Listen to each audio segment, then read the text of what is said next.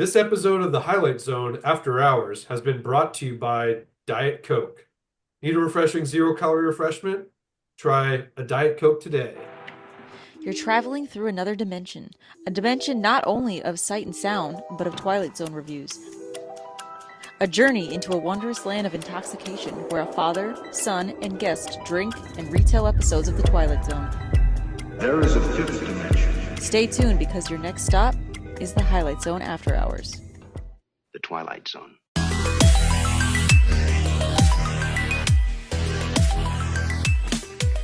And welcome to another episode of the Highlight Zone After Hours. I am one of your adoring hosts, Steve.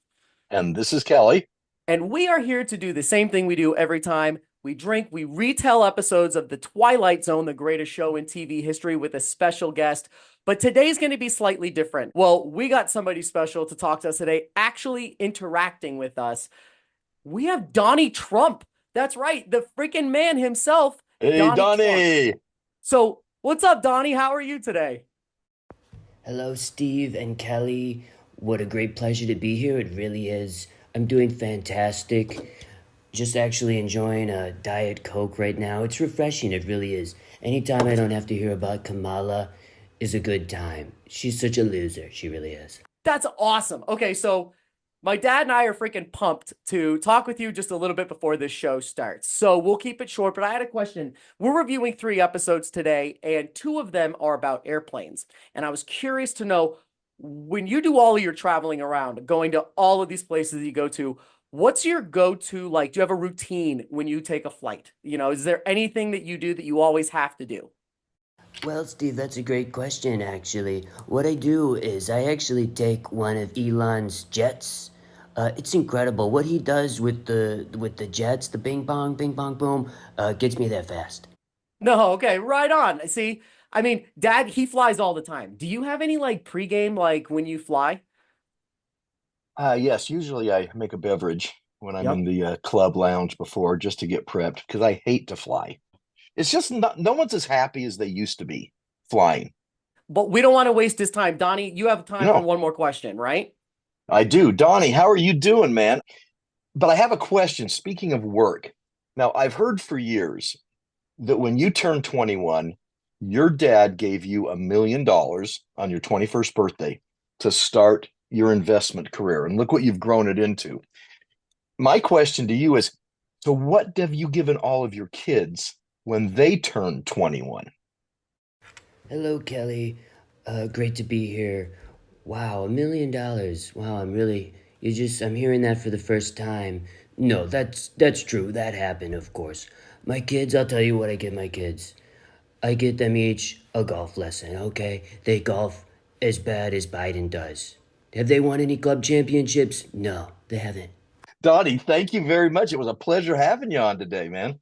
Okay, so you're going to stick around, you guys. We're not hearing the end of Donnie Trump, but we're going to go right now and get my friend James. But here's the thing I wanted to explain to you guys. It's slightly different than what we've done before, is now we are going to have what my dad has called the shot clock. And that means that our retelling of every episode will be limited to 5 minutes. And in that 5-minute period, we have to retell that episode. After we're done, we're going to go through the trivia, our opinions, our ratings, and our thoughts. But the shot clock is going to be on the screen. So if you're listening to this in your cars or whatever, go watch us on YouTube or on Spotify, and you can see the clock so you can watch us actually try to keep our nonsense down. Dad, I'm kind of actually nervous about keeping it to that 5 minutes. I have no idea how it's going to go. I already know it's not happening with me, so cut me off.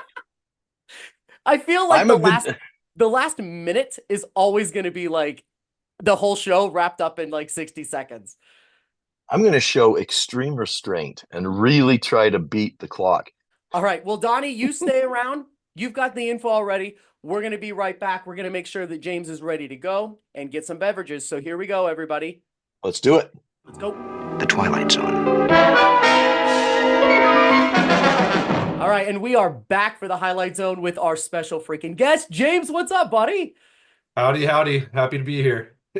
Well, thank you for joining us. We always have different people come on. You are the only coworker that I really ever talk to. It's kind of dumb, but I don't really have friends where we work. So you and I always banter and talk shit. So thanks for joining us, and I hope you don't think it's weird. I try to get Christina on because she's the only other one with a crazy personality. So hopefully She's she'll hear this. hilarious.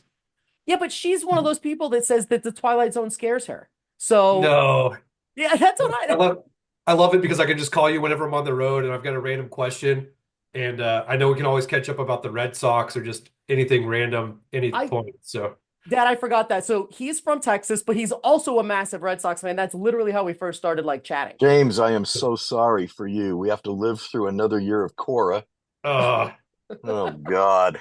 So what we like to do on this is get a little loose and goosey, which is how this all started. I made my own Long Islands today with him on FaceTime helping me to make sure I got it right. Is that what you're drinking, Dad, too? You have your Long Oh Island, right? yes, yes, yes. Yep. We My may have already freezer is covered full this. of all the ingredients. James, what do you got? I'm rocking a Crown and Water tonight. Ooh. I love my typical drink is bourbon and water. I love Nine Banded bourbon as a local Texas bourbon, but it also, I mean, every now and then I can get my hands on a bottle of Eagle Rare, so I'll drink that. But I'd like to, but if I do a cocktail, my favorite cocktail is this one I heard about at a tailgate last year in Seattle called a horse feather, and it's just whiskey, ginger beer, and like 3 or 4 splashes of bitters. So it's a pretty good whiskey Sounds good. cocktail. It's gonna be light and refreshing, almost like a mule, right? Almost the Yeah, it's ginger almost beer. like Oh, part with the mule. ginger beer, yeah. It's like a whiskey mule. Damn, I So, like that. but it's a fun. It's got some flavor to it. And if I can talk about my glass too, I've got a Yeti stainless steel that this I had laser cut for me and my bachelor party on our wedding. Nice. And my wedding was actually 4 years ago today. So my No wife is way. letting And me you're do a recording with us? podcast on our wedding anniversary. Happy Dude. anniversary to you. Very Cheers. good. I kind And of this feel we like had a our douche. this is the Guadalupe River. We had our wedding um at my old summer camp I grew up going to on the Guadalupe River in the Texas Hill Country. Nice. So, Well, yeah. James, I feel really bad about that. Tell us what's your background with the Twilight Zone. You ever watch it before? What do you got? So probably my biggest background is I remember in 6th grade English class on like Fridays, our teacher, Mr. Lichtig, would kind of have like fun Fridays. And some Fridays he would like play guitar and play songs, but a lot of Fridays he would put on the Twilight Zone. And that No was like way. my introduction to the Twilight Zone. And then I Wow. started watching it from there. So, I That's probably a very watched, wise teacher. yeah, 10 or 15 episodes that first year. That's incredible. Have you seen any of the 3 that we're watching today? I had not. Okay. But hey, congrats to your teacher for being freaking awesome. I didn't have a teacher that showed me that. Yeah, he was an awesome teacher. And I feel like we saw kind of like the classics. Like I remember the one where there's like the monster on the wing. Yeah, I can't remember too many others. Okay. That's awesome. I love all the twists. And like I don't know if you guys have ever read like Roald Dahl short stories. Yeah. Kind of similar to that. And I'm actually an English major, so I love kind of the short story format where you can get a lot of stuff into a short story. Dude, So you'll have to come back on again. That's a really cool insight on this because I mean that's kind of the entire point of this. The anthology We talk about shorts. it every show, is Yeah. how we can cram so much info and storyline into 25 minutes. So that's a recurring theme for years with this episode. it's great. This is totally random, but have you guys ever read Haruki Murakami? No, I I don't even took know. I took 2 Japanese literature classes in college, and Haruki Murakami is this Japanese writer, and he writes short stories, but he also writes like super long novels. But he writes like tons of magical realism. He's got this one story called "The Elephant Vanishes," where a regular sized elephant starts off big at the zoo, and each day it gets smaller and smaller until it eventually just vanishes. And it's like he probably gets a lot of inspiration from the Twilight Zone. Okay.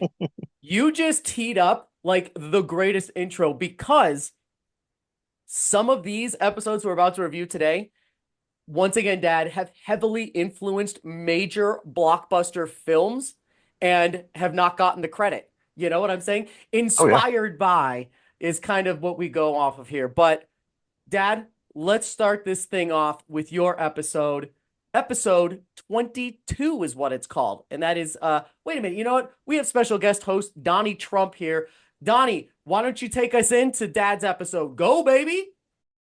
Episode 22. Aired February 10th, 1961. Great date. Directed by Jack Smite. Written by Rod Serling, the one, the only.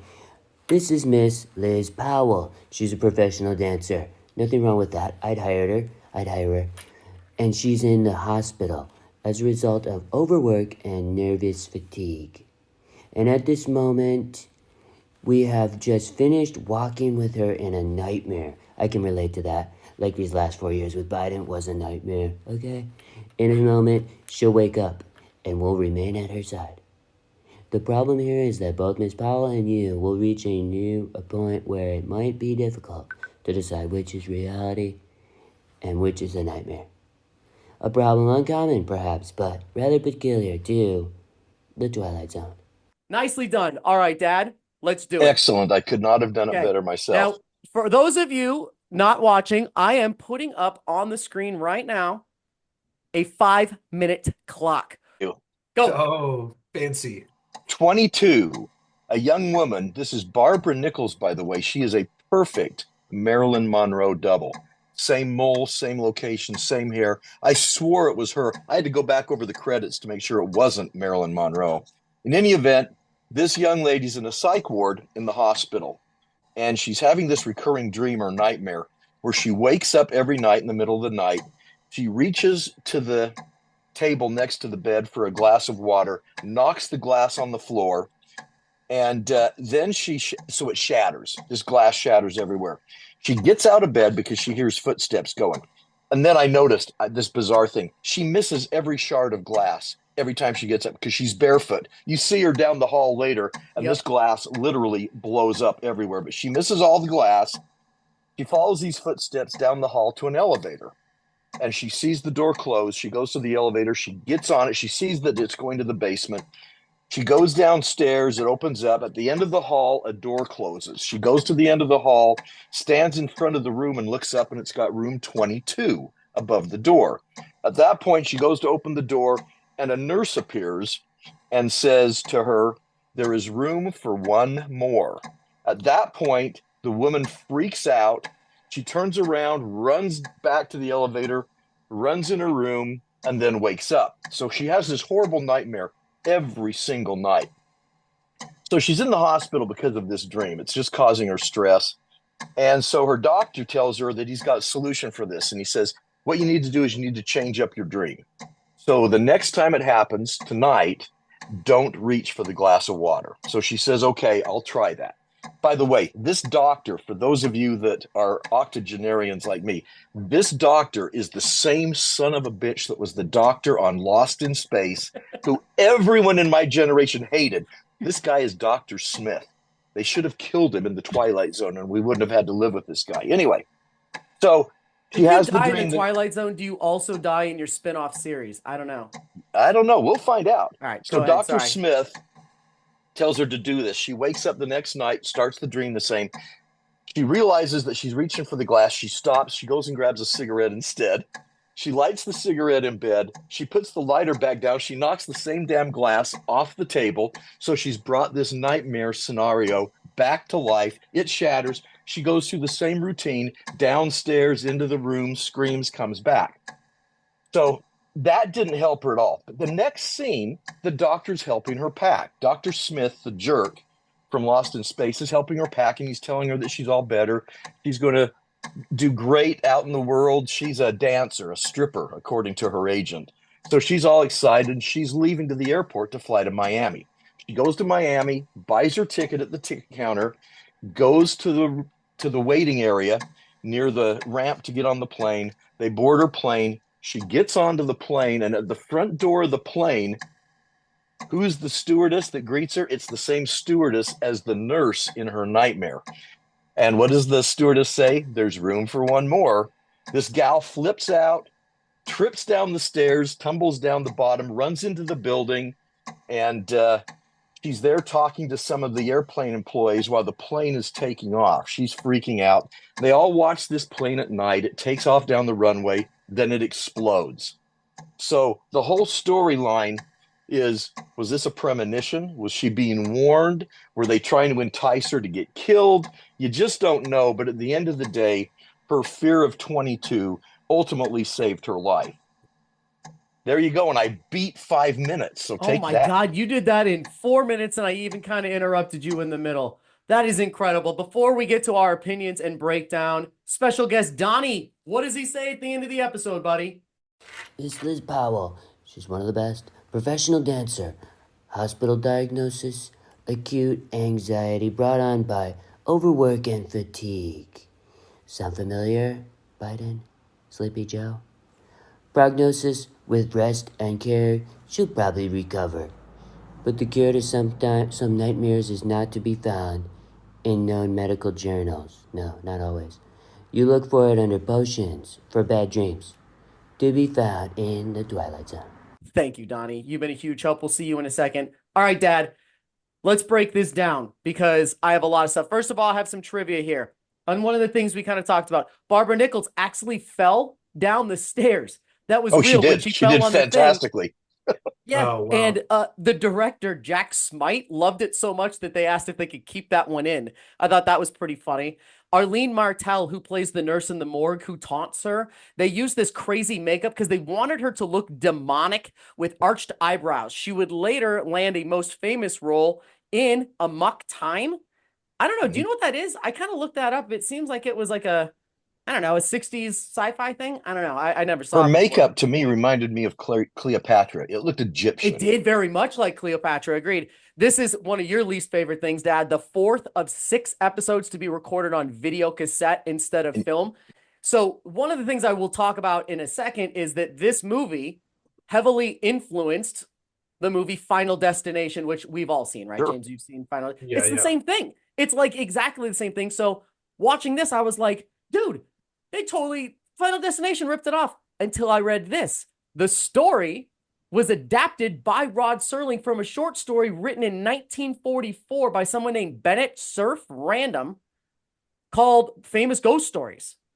So this, well, actually, the author was E.F. Benson. That was the name of the book. And the book was called The Bus Conductor. And instead of an airplane, it was a bus. Oh. So I wanted to give Rod all the credit, but really all he did was adapt it from someone that Yeah. wrote it a decade earlier. Isn't that wild?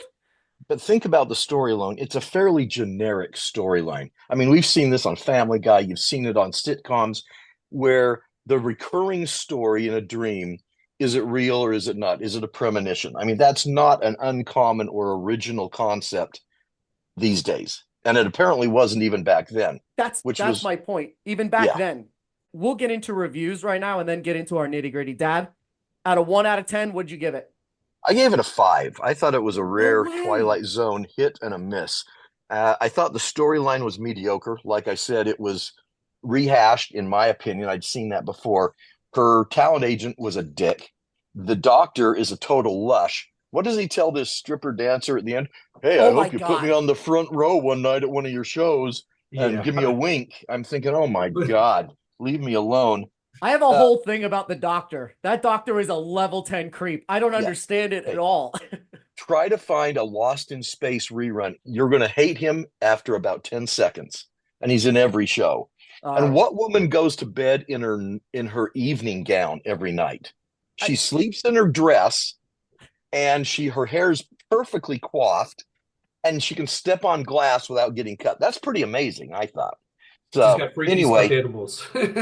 yes. So it was missing the twist at the end, Bees.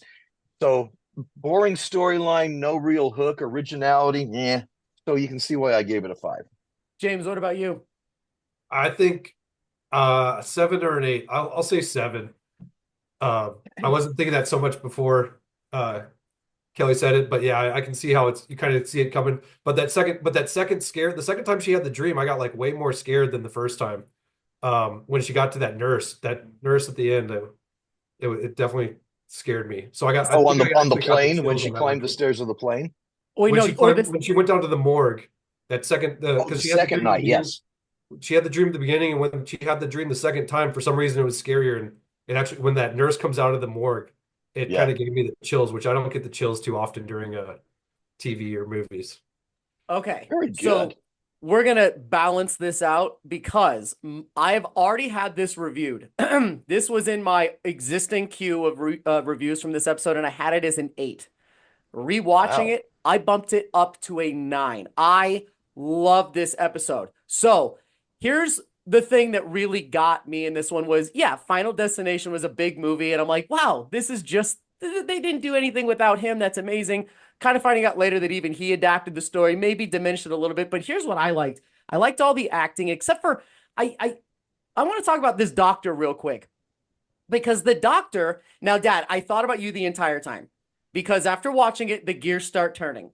And I started thinking, the doctor is so weird and he talks to her in a weird way. And he, like, literally kind of like, won't you come in? We have room for one more. And he starts doing, it's almost like he's mocking her. And then when he's done, Yeah. there's these really long pauses before she starts talking. So I started asking Sarah, I was like, is he doing this? Like, because he was also the one to suggest that she change up her routine, and don't pick up Right. the glass this time, and yet it still broke. So I was like, okay, Dad's going to say, nope, it's a 22-minute show. There is nothing behind the scenes. It is what it is. And I think you're probably right, but I loved this episode, watching it again and again and again. It's been one of Sarah's all-time favorites, and now I'm totally getting it. I don't know why. On repeat, I just thought it was great. The idea that you don't know what the hell caused it. Is it going to continue happening? Is she going to see more shit? Because in Final Destination, he avoids death, and then death is coming after him. Why Right. was she gifted this thing? And it gives me the chills because I'm like, why her? What happened? And what else is going to happen? I don't know. I was smitten with this episode after watching it. So, Well, stick to this doctor thing being such a dork. What does he do after the first dream? She's carrying on about describing this doctor that she meets in the morgue, this woman. And he has another nurse come in from the morgue behind a curtain and he lets her describe it. And then he pulls the curtain back. Is this the one you saw? yeah, It's like, all dramatic. why are you setting them up? First of all, the poor gal that you dragged up from the morgue, she doesn't know what's going on. You're Also, she looked setting up miserable. Do you think yeah, that she was did. do you think that was the same girl just without the makeup? No, absolutely not. James, I No. literally thought that and looked it up. Different actors. Make sure we're Yeah. clear. Okay. Yeah. Do me She a was like, favor, yeah. bees. A lot like that lady at the first glance. But the makeup definitely with the mascara, the Egyptian look and everything set the dream woman at a different level than Which anyone else on the show. also just got me going on and on about it, still thinking about it. At the end, the very end, the flight attendant, which is the same morgue lady, Yep. she gives a unique look when she's closing the handle. Like, was she a part of it? Does she know that she just escaped death? Like, I don't understand. And I kind of like that. This one, it doesn't have a very concise or a buttoned up ending. And that's awesome because the next one is even better to me. Like, the ending is totally open and I like that. So, So James, you gave it a 7, an 8. Yeah, I actually lean towards 8. I'll Okay. I'll go right in the middle. That's very cool. I like Bees, it. you gave it a 9. I gave it a 9, and it And used I to be gave it an 8. and I gave it a 5. We have never ever had an episode where the scale was so broad between No. 3 people ever like That's- this. And I love that. It's so bizarre. We all watch the same thing. James, this is like 3 appraisers doing the same house and coming out with 3 dramatically different opinions. All of us. It's should be that sent to the door. walkout basement that fucks everybody up. We'd probably all you could I always tell people you could probably have 5 appraisers measure a house and you get 5 different square footages. 5 appraisers measuring with ANSI, and you're still gonna get 5 different square Yes. foot. Yeah. Oh, yeah. Funny. See, now we just slipped to another Twilight Zone episode of the appraisers' revenge. So, Oh, all yeah. right, we're gonna move along. I brought my shaker up here, and I am pouring round 2. So I know Andy likes this. Let's just Can I just chime in with one more random fact about the dream stuff? hell yeah! This whole show I- is random facts while we drink. I saw an Instagram post this week that they've got people to communicate in lucid dreams recently. They told 2 people, I guess they get people to sleep in like lucid dreams, and they fed the first person a random word and then had that person communicate a random word with the second person that was sleeping in a dream recently. Wait, and it worked? Yeah, and it worked. Like the second person woke up and was like, "Yeah, he told me the word truck driver." No. Yeah. So they like maybe people can communicate telepathically via dreams or I'm not gonna lie, I hate that. That skeeves me out. That's a real thing. I mean it was on Instagram, so what do you know? Is it real or not? All right, so we're gonna go into my episode now, Bring it. and I am keyed the fuck up about this because my opinion changed dramatically on this episode. So our announcer for the afternoon, evening, or morning, whatever time it is, Donny Trump, take it away. The Odyssey of Flight 33. February 24th, 1961. Directed by Justice Adis. That's his name. Written by such a great guy. Rod Serling. Not Judd, Rod Serling. That's it. You're riding on a jet airliner en route from London to New York. I have buildings in both those cities, by the way. You're at 35,000 feet atop an overcast and roughly 55 minutes from Idlewood Airport. But what you've seen occur inside the cockpit of this plane is no reflection of the aircraft or the crew. It's a safe, well-engineered, perfectly designed machine. Bing bong, boom, just like that. And the men you've just met are trained, cool, high-efficient team. Just like the SEALs who, well, you know what they did. Navy SEALs. The problem is simply that the plane is going too fast. And there's nothing within the realm of knowledge, or at least logic, to explain it. Unbeknownst to passenger and crew, this airplane is headed into an uncharted region. Well off the beaten track of commercial travelers. Abu Dhabi, maybe? Could be. Maybe. Could be. It's moving into the Twilight Zone. I guess it wasn't. You're about to see what we call the Odyssey of Flight 33. All right, thank you for that, sir. The Odyssey of Flight 33. I'm going to start this clock right now. Here we go. One of the most brilliant things about this is the entire thing takes place in mostly the cockpit of an airplane, right? And then there's passengers in the plane. It's not three characters in this. There's a lot of people going on, but it really focuses on the pilot, the navigator, and the old-timey sort of cockpit, and there's 4 people in this plane. And I'm telling you, I'm going to have a hard time getting this in 5 minutes. I get the chills right now. They're flying their plane, and they're on their way to an airport in New York that doesn't exist anymore because it's called JFK now, but it used to be called Idlewild. And they're on their way there from across international flight, and they're flying through, and all of a sudden the pilot, who you know from anything, his name is John Anderson, he goes, do you guys feel that? I just got the sensation of speed. And the co-pilot's like, no, I don't have anything. And he goes, that's really odd. I feel like I have the sensation of speed. And he's like, I can't explain it, but I feel like we're going faster. He goes, maybe a jet stream, and they're going through. So he goes, no, it can't be. I'm looking at our airspeed says we're at 400 knots, or whatever the hell it said. And he's like, yeah, well, let's see. So he goes to the guy in the back. He calls Magellan. By the way, that's hilarious. Magellan is his like navigator. And he goes, can you get a ground read on our speed? And the guy goes, yeah, da-da-da-da-da. No, it says we're doing close to 800 knots. Well, now it's 900 knots. And then he's like, 1200. He's like, I'm having a hard time keeping up with this.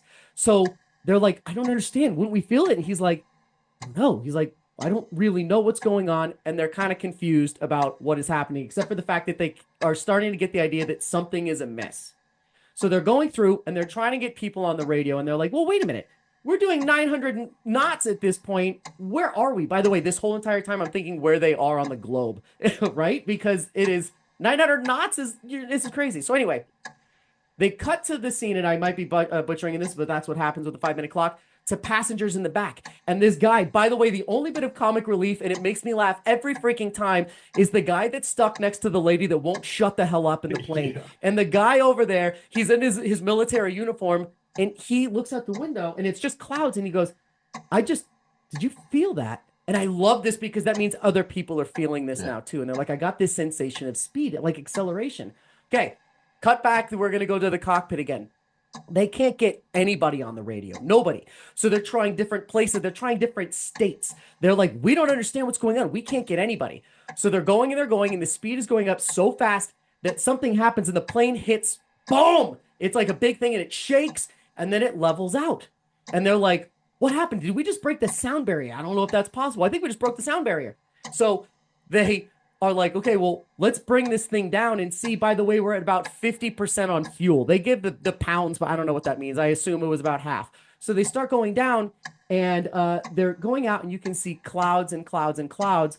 And this is so cool, is they go down, and he goes, Captain, what is that out the window? By the way, this is a huge plot hole. What is that? And they look out the window, and there are freaking dinosaurs.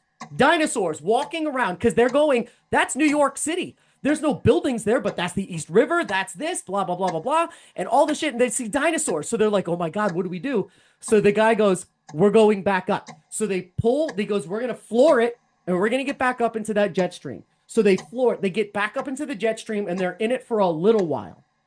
At this point, the passengers are kind of freaking out and they're doing their thing. So they're in there for a little while. They hit the same air turbulence speed bump, boom, boom, boom, boom, right? So then they come out and they're coming down through the clouds and they're slowing down. And they're like, yes, they can see New York City. There's the buildings, blah, blah, blah, blah, blah. And they're like, okay, cool. He gets on the speaker and he's like, guys, we're going to be landing in about 40, under the hour, a couple of minutes, yada, yada. And then the guy in the back goes, what is that? And they look over and he goes, I'll tell you what that is. That's the World's Fair. Dude, that was 1939. And it's supposed to be in the 50s, right? Or the 60s. So he's like, well, what do we do? So he tells everyone in the back and he's like, we don't know what to say, but outside is the World's Fair. We don't, right? He says that. I think so. He tells them that they're going back up. So anyway, they don't know what to do. Do they land? They're on the radio and the guys are like, what's a jet airplane? How the hell, what airline are you talking about? So they come up with an idea and their idea haunts me and I love it because I don't know what I would do. But at this point, the guy goes, we came back, but we're too early. We don't know how, but we traveled back in time and we came back too early. So he goes, we're going to give it what we've got. We're going to get up there and we're going to try it. So the ending of the episode is them flooring it and going back up. And that is how it ends. 10 seconds left on my shot clock. Nicely done. Well done. Holy crap. Cliffhanger. So, before we get into the reviews, because I am shot out of a cannon, Donnie, what does he say at the end? What I can tell you is that a global jetliner en route from London to New York on an uneventful afternoon in 1961, but now reported overdue and missing, and by now searched for on land, sea, and air by anguished human beings. So sad, fearful, or what they'll find. But you and I know where she is. You and I know what happened, we really do. So if at some moment, any moment, you hear a sound of jet engines flying atop the overcast, engines that sound searching and lost, engines sound desperate, shoot up a flare, do something, okay? That could be the Global 33 trying to get home from the Twilight Zone.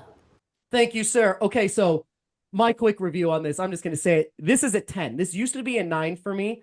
I am deeply haunted, if you could say, by this, because, and even in the trivia, it says that this is one of the very few episodes of the Twilight Zone that doesn't have a resolute ending.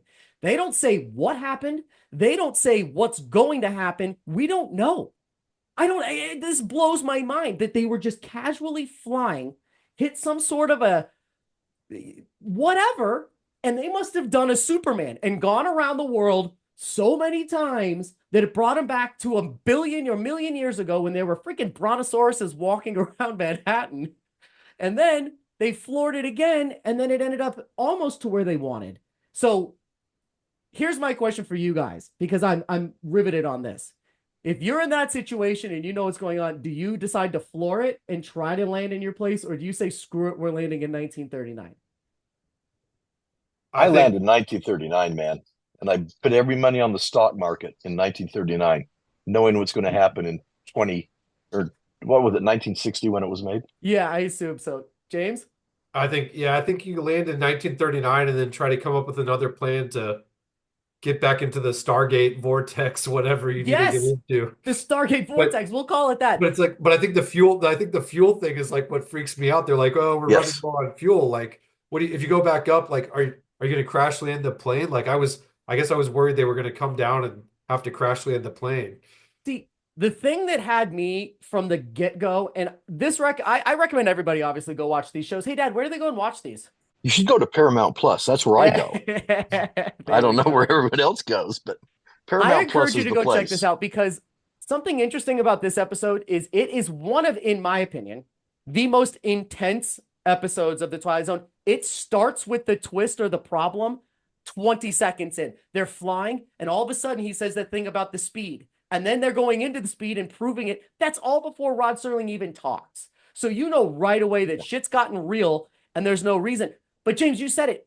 That's the thing that had me, is it's like, okay, the fuel thing, do you risk it? And then what happens? If you go back up there and you run out of fuel, do you drift out of the Stargate wormhole, or do you, who knows? That's what I'm saying, is I would rather take say goodbye to everyone I know, live my life in 1939 and just bet on everything. And I told Sarah I would change my name to Zuckerberg. I would invent Facebook before there was computers. All of this shit would be done.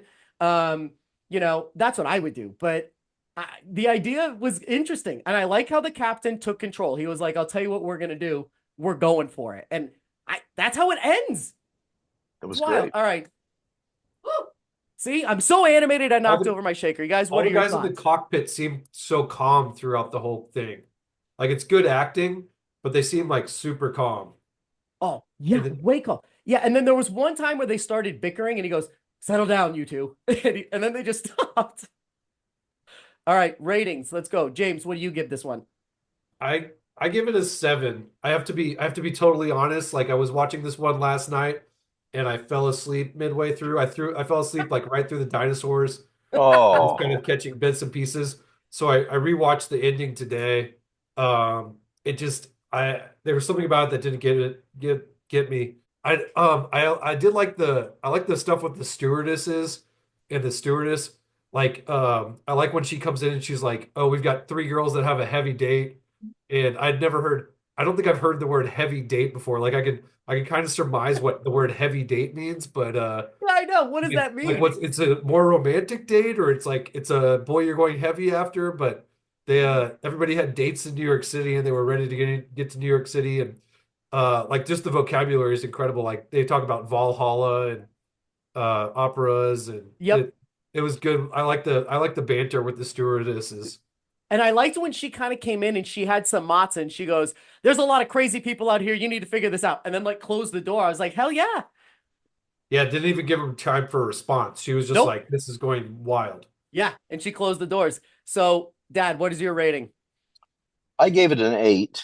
There is another episode that we haven't seen yet where if you go through that sound warp, it'll do one thing. It'll knock any furry animals off of the wingtips. Ah, good point. Yeah. Okay, so just saying. So I love the Brontosaurus. The Brontosaurus was cool looking up. I thought that was cool Yep. animation.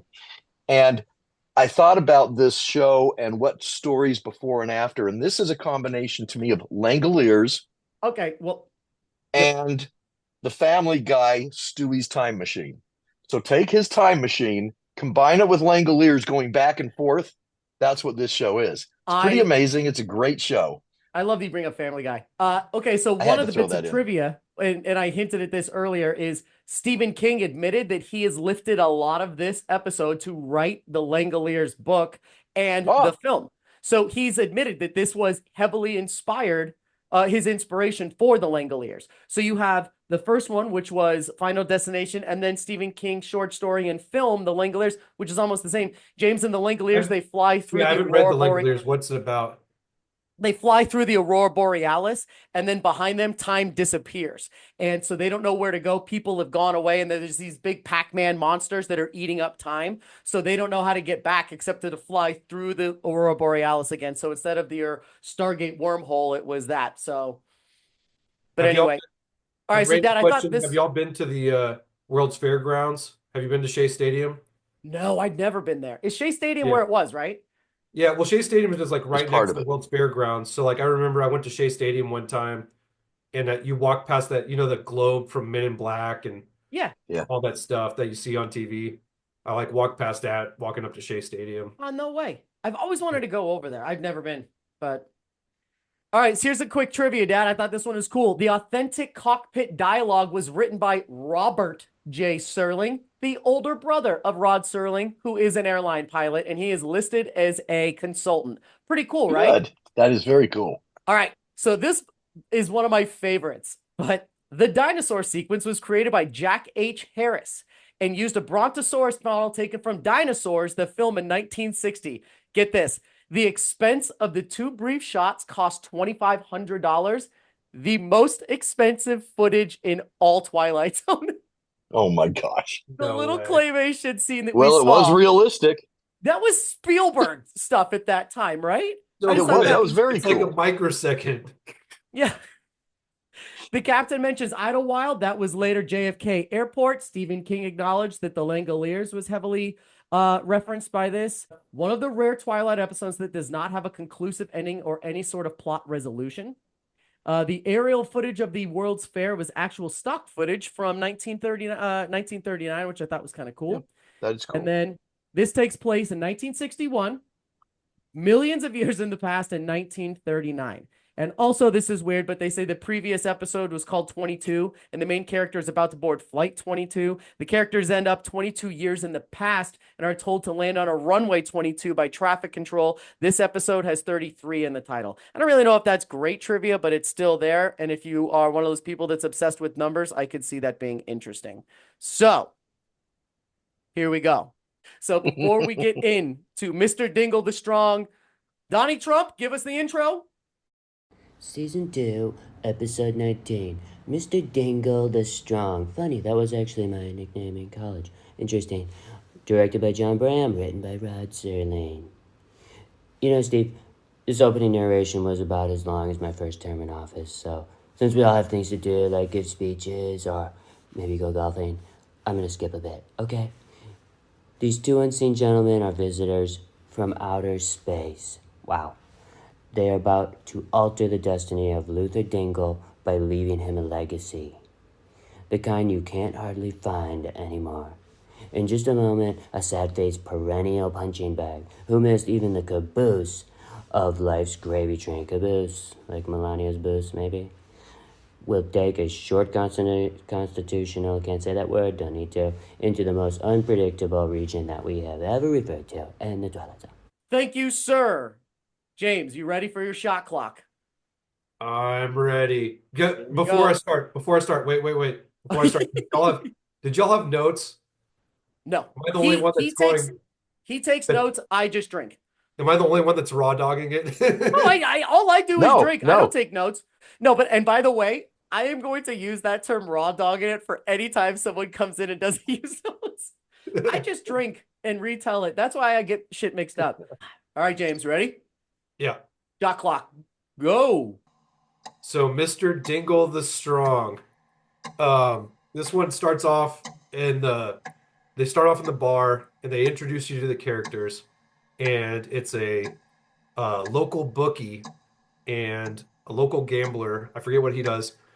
And then Mr. which I love because I'm a fan of gambling. I like horse racing.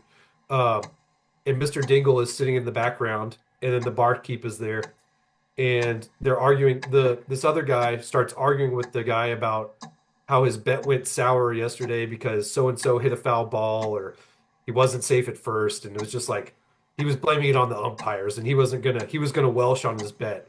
Um, so then they go to Mr. Dingle, and they're like, "Hey, we want you to settle this for us. What's your opinion about this play?"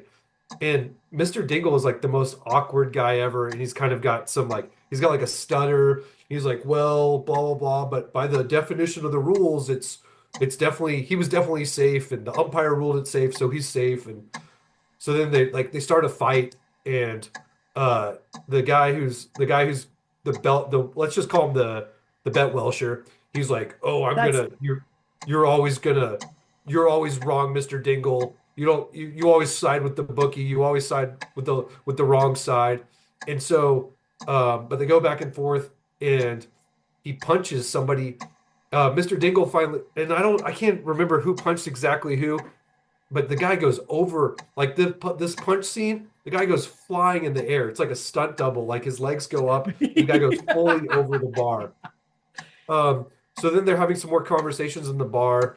Oh, and then Mr. Dingle gets hit hard because they're like, oh, we're sick of Mr. Dingle, and so Mr. Dingle gets hit, and Mr. Dingle's below the bar, and that's when the pause for the narrator, and we enter the Twilight Zone, and the aliens show up, and they're like, let's give this guy the strength of 500 men, and I can't remember if it's 300 or 500. I think it's 300. I go back and forth, but so they're like, let's give this guy the strength of 300 men. So then Mr. Dingle gets up. He's kind of like goes back to his table. They're like, hey, we've had enough of you for today because he's the sourpuss in the bar. So they're like, hey, Mr. Dingle, it's time for you to go home. And he's like, and he's a vacuum cleaner salesman. So he's like, my vacuum feels light as a feather. And then they're like, yeah, it's time for you to go home. He pulls the door off its frame. He's like, oh, suddenly I'm very strong. which the aliens, I forgot to mention, it's a two-headed alien, and they've got like little windy things that come out of their and lights and neon lights, and they're the ones that have this power to zap this power. And they're Uh, invisible. He can't see them. yeah, nobody sees the aliens. So he pulls the frame off the door. So then it's like, I guess it's the next day, and Mr. Dingle's on the street, and the kid, one of the kids is like, he's like, oh, he's about to call on some house, and the kid's like, no, my dad told you not to come back, and he gives him his football, and he throws the football over the steeple. Um, Man, this shot clock's getting really short. So, You're good. um, so he throws the football over the steeple. They're like, how'd you get so strong? Then he breaks rocks in the park. He listen. Probably my favorite scene is when he goes to this lady. He's like, "I've got a mysterious power," and she's like, "Well, what is it?" He's like, "I can." He lifts her up on a bench. Um, there's a scene where right before that, there's a scene where the taxi cab pulls up, and first he pulls the handle off the taxi cab, and then he tips it over. So then when they're in the park, when he breaks rocks, the newspaper guy shows up and is like, "Oh, this is amazing. You can break rocks." And then so it goes on the front page of the newspaper. And then like the very next day, the news crew showed up, like the national TV news crew shows up, and they're at the bar. Everybody's at the bar because they just want to see Mr. Dingle's feats of strength. And um, so there's like this national TV news guy that shows up, and they've got this huge camera that fills the whole room. And they're like, "Oh, we're going to show Mr. Dingle's feats of strength." And then Mr. Dingle's showing off his feats of strength. And then midway through him showing through his feats of strength, the aliens from Mars show back up and they're like, "This is what he chooses to do with the power we gave him," and they take it away. And then all of a sudden he can't do it anymore. And and then so everybody's like upset. The TV crew leaves, and then the aliens from Venus show up, who are like even better looking than the aliens from Mars. And they show up and they give him, they're like, "We're going to give this guy the power of like 500 people's intelligence." And then Mr. Dingle has like leaves with some huge philosophical thing. And then that's the scene. That's pretty much the episode. After he gives this huge philosophical rant about how he's going to like solve quantum mechanics, they're like, "Okay, then we're going back to normal life." All right, I want to give everybody a real quick thing. If you were just listening to this, I highly encourage you to go back and look at the video because the entire time I'm cracking up at what James is saying, and so is my dad. That shit was hysterical because I know everything you're trying to explain and how stupid this whole thing is. I love that. I didn't Anyway, realize 5 minutes was going to be so short. Like I I know, feel like it right? could have gone on for 10. I know. All right, so before we get into I our can explain breakdown, more if you want me to fill in the holes. no, we'll fill in the holes in a second because I really can't wait to do that. But hold on. To end this episode, Donnie, thank you again for showing us this week, showing up this week. The Long Islands are hitting. Donnie, end us, baby. Exit Mr. Luther Dingle, former vacuum cleaner salesman, what a loser, strongest man on earth, not bad, and now mental giant. These latter powers will be very likely eliminated before too long. But Mr. Dingle has an appeal to extraterrestrial note-takers, as well as to be frustrated and insolvent bet losers. Losers like Kamala. She's gonna lose. She is. Offhand, I'd say that he was in for a great deal of extremely odd periods, simply because there were so many inhabited planets who sent out observers, and also because, of course, Mr. Dingle lives with one foot in his mouth. Happens sometimes, it's okay, and the other in the Twilight Zone. Thank you, Donnie. We will see you in the future. All right, so James, it's your episode. What's your rating? And then let's tear this thing apart. I love it. I'll give it a solid 8. Yeah, 8.5. all right. Yeah. I've got to go with the decimal rating because like I don't know if you know my boy Dave Portnoy at Barstool. If you just give a if you just give an 8 or a 9, it's a rookie score. You got to go 8 point. So I'm going to say 8.5. Okay. See, that's why we do 1 through 10, just because it's a little easier than 1 through 5. Because you're right. The difference between a 2 and a 3 is huge. So, Yeah. I like all this right. one. I like this one because it's so fun. Yeah. Um, and there's a lot of it where you don't know what's going to happen. Like the start of it when they're in the bar scene, it takes them a while to get to that scene where the aliens come in and they give him his magical powers. So you're like, where's this going to go? I feel like there was a lot of gambling references and like horse races and baseball bets, which I liked. And then you get to the part where he gets his power, and it's almost like, and then it progresses from there. So I Um, wanted to say real quick, there are two big casts that you should know in case the listener out there doesn't see. The Mr. Dingle, his name is Luther Dingle, is Burgess Meredith. So he's a huge actor. And then the other one, and I don't even know why this isn't higher up, the bad guy that punches him is Don Rickles. Yeah. Oh wow. Don Rickles, the That's a comedian, young the Don voice of Rickles. Mr. Potato Head and all that stuff, in one of his earlier roles. Dad, what's your rating? That stunt, that first stunt where he punches him and he goes over the bar. His He goes feet so go high in the air. way don't know over. why- Yeah. And I thought like the whole episode, I was like, surely they're gonna. I think he threatens him a couple times, but like, surely this guy's gonna go through a wall at some point because he's just like such an a-hole to him, and he's such like, and Mr. Dingles isn't the most likable character, and he's got this stutter, but like neither is the guy who's the a-hole, who's the bet No. welcher. Even the The bartender worst, is the so worst of all is the bartender. Yeah, thank you. This guy keeps threatening Dingle. Why don't you just follow along or don't say anything? And yet the gambler, who's the total jerk, smacks Dingle multiple times, and the bartender doesn't protect Dingle, which I thought was a real rookie move. So I hated the bartender because he was a dick. Doesn't he kick him Dingle's out? gonna spend a lot more money at the bar than the gambler. Yeah. That's I gotta don't be know. why. All the gambler does is get in arguments with the bookie. That's all they do is argue every day. Yeah, and Welsh on every bet because he didn't like the Yes. calls. Yes. The part that I couldn't figure that kind of was like that I thought was a hole was the national TV guy. He comes in, he's holding his microphone like all coiled up, but it doesn't seem The like cord wire was off. attached to anything. Shut up. I wasn't. did not Yeah. notice that. That's hysterical. It wasn't even plugged in. Yeah. No, it was just dangling from his Okay, wrist. wait. On that, I forgot to bring this up in my episode. Did either of you guys think that when they saw the dinosaurs that any of the other passengers would have seen him too? It really They just bugged me looked that like- no one else looked out the window and saw dinosaurs except for the captain. That kind They of probably bugged. thought they were just typical New Yorkers. How All many right, I'm going to people- send that clip to Mark for you. Okay, how anyway. many There back you people to are go. this looking one. out the window. All right, so anyway, I- sorry about that. I forgot to bring that up. Dad, So what's I your gave rating? it a 6 or a 6-6.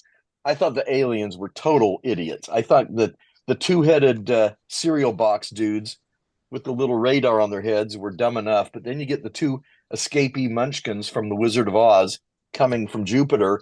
I'm waiting for the two aliens from Pluto. What are they going to look like? Even I mean, smaller. I these thought the dudes. Venus aliens were awesome. So, okay, Like they Oh were my just God, so the way far they from the shuffled first together aliens. in and out. I thought they were awesome. It's a good That's the thing they best were little- invisible. Like it was like a micro twist. wait. I'm going to pause right here and I'm going to put my favorite clip in right here. Okay, that right there, you guys need to go back and watch if you haven't seen this. Because, James, that's the clip that I sent you earlier. The little aliens going, "Tuka, tuka, tuka, tuka, tuka, tuka, tuka, tuka." God damn, that's the second time I knocked this over. I use my arms way too much. I cracked up at this. Now, here's my rating. I had this one rated originally at a 4. One of my lowest rated episodes. I just thought it was stupid. Watching it again, I gave it a 7 because I realized it's a comedy. The aliens in the suit are literally they're being jovial. And the end with the Venus aliens, the little kids, they're being jokey too. This has to be one of the few episodes of the Twilight Zone that is a comedy episode. None of this was meant to be real. And I always thought that it was like, this is too cheesy and stupid. No, the point of this episode is nonsense. And also, I give massive props to one thing that's not a joke. The VFX people that did this, the way that the handle ripped off, the way that the door came right off, the way that the car lifted up, the way that the rocks, even though they very clearly look like foam, right? The way that all of the strong things worked looked pretty damn good. Oh, Like he lifts the statue of like the statue of George Washington Yeah. at their town memorial. He lifts it up by like one arm. I mean, they did a great job with the making him appear strong for sure. Exactly. I thought that the physical stuff that he did was really great. The handle on the car was seamless. Like it was just sitting there and he pulled it off and I'm like, damn, that looks really good. And the way that the camera moved when he lifted the taxi up was genius because you couldn't see the crane like pulling it from the other side, Right. but it looked like it was the same shot from before, which also gave it another whole star rating for me. So I adore this episode because of how goofy it is. I highly recommend everyone at least go look up the images from this so you can see the two aliens that cause him to be strong, the Munchkin aliens that make him brilliant. And by the way, James, I like how you said it. What did he do? He solved quantum mechanics. Yeah, I like. Well, the scene. Yeah, I mean that was an interesting scene too. But the scene that really got me is like the aliens come back and they're like, "Oh, we gave him all this strength, and this is what he chooses to do." Like he just becomes like an instant sideshow. Yes. And it seems like, so that got me thinking, like, what should he have done instead? Like, should he have gone to the coal mine and started like shoveling coal ore, or like what other problems could he have solved with his strength that he didn't solve that the So, aliens would have liked better? okay, I gave it a 7. You, James, you gave it an 8, right? Is that what you Yeah, said? I'll give him an 8. And Dad, you're at an 8 too? I was a 6. A 6, 6, 7, 8. Okay, we're at least Yep. we're pretty close. Yeah. So we're at the end of our show, and I like to end our show with a this or that. So you guys, I'm going to give you a this or that. You choose between the two and tell me this or that. The first one is based on this episode and a conversation that we had for about 40 minutes because it was so hilariously stupid here at the house. Would you rather have super strength or super intelligence? This or that? Super intelligence. James? Super intelligence. Not only do I also choose super intelligence, we got stuck on this last night to a very weird level. I can't think of one good use of super strength unless you are an athlete like at the Olympics that can do the heavy ball thing, right? You know, one of those. And even then, that's not a career. What are you going to do with super strength? See, there's crickets in this room right now because this is what we were talking about. There's nothing you would do with super strength. Hit And home it doesn't runs. mean Mark McGuire. that's what I'm saying. Does it mean he could actually have good eye contact with the baseball? I don't know. We were talking about this for a really long time. So, all right, we're all on super intelligence instead. Okay. You are stuck on an airline going back in time. Window or aisle? James. Window, so you know what's out the window. So you can see the dinosaurs? Yes, you can see. I want to see those dinosaurs. I love it. Dad, back in time, long flight, window or aisle? I'll take the aisle closer to the drink tray. But I'm a window person anyway, so I still go with window. And in that same note, our last this or that, pretzels or peanuts on your airplane? Dad, pretzels or peanuts? Pretzels. James? I'm a classic Southwest guy. I got to go peanuts. Really? All right. I thought you were going to throw a pretzel thing in there because that's just what I thought for some stupid reason. Crunchy or No. smooth? My favorite is crunchy or smooth peanut butter. Oh, crunchy. And I've had to oh, Dad, this is a controversial one because my mom won't even be in the same house as someone with crunchy peanut butter. I love it. Dad? That's why I love creamy, because I've been married to her long enough do to you know. love it, or are you saying that because she listens to the show? Crunchy gets between your teeth. Yep. I hate that. I don't think they even sell crunchy in Texas. Are you serious? Oh, that's freaking hilarious. Okay, so James, the big question that we like to end is, would you come back again and have another 3 episodes? Yes. Sweet. We This will is book great. you. That's a verbal contract, sir. It's like, it's faster than fast with the 5 minutes shot clock. See, exactly. Yeah. That worked great. Well, James, thank you again for sharing your anniversary with us here on the Highlight Zone, which genuinely makes me feel like a tool. But thank you very much. And thank your wife for me. Dad, great show. Thank you again. Our next As always, episode, pleasure. Our next Thanks for episode is having going to be me. an in-person episode, and I'm still trying to iron out the details on that, but that should be airing. And this episode will air right before Sarah and I take a cruise and heavily promote this show. So if you are a new viewer or listener, thank you very much. You can follow us on Instagram and follow us on YouTube and Spotify or wherever the hell you get your podcasts. Thank you very much. James, cheers, buddy. I hope you had a good time. Cheers. Dad? Thank you so much for having me. This was a lot of fun. Right on. Donnie, thank you again for helping us. And everybody, we will see you in another dimension. Have a night. Have a what? Oh my God. Bye, everybody. Take care.